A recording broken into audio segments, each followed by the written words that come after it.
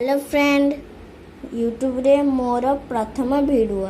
चलते आम recipe बनैबा। Leg piece को मु भल भाव धोईकी रखी।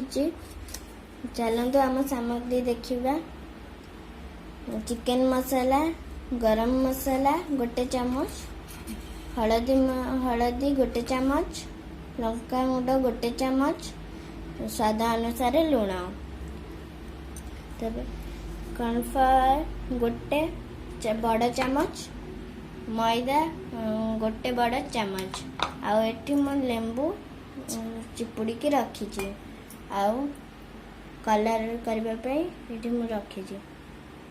चलतु चिकन को मु काटिके लॉलीपॉप साइज रे करी।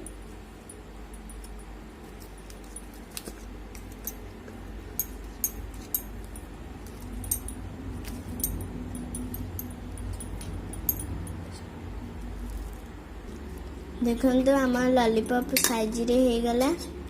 चलते यहीपरी आउ गोटे करवा।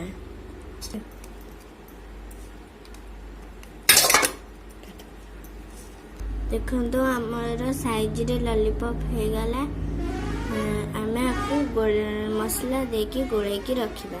आमे जा मसला गुड़िक रखीते ताको आमे चिकन रे पकाइबा।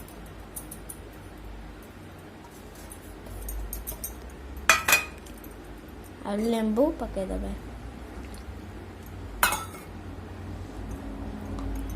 मैदा पकईबा। आपको आम भल भाव गोलैदबा।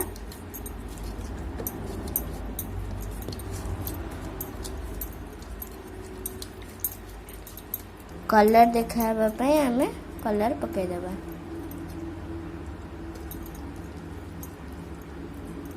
अदा रसुण आम ये बाटिकी रखी। मोर मन नहीं कहू। चलते आम पकईदबा चिकन रे गोटे चामच।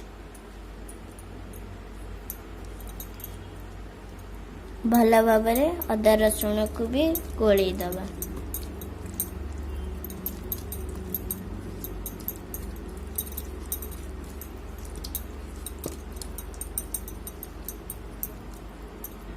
आपको आम मैग्नेट कर देचे। आपको आम अध घंटा छाड़ी दबा। अध घंटा हो गला। अध घंटा पर आम ताको काटिदबा। से आम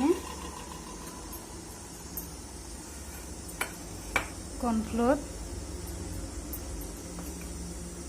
2 बड़ चम्मच,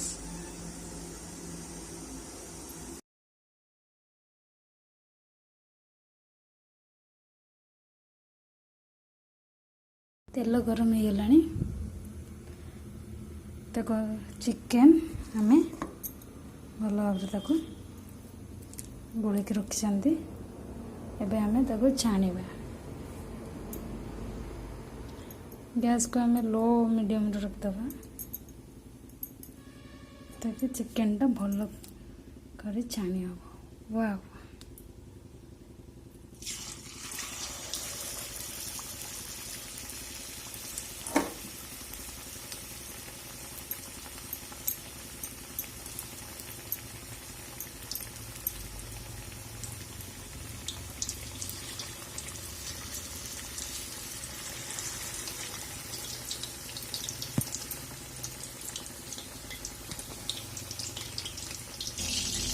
एबे ताको आम नोट टे उल्टे दबा।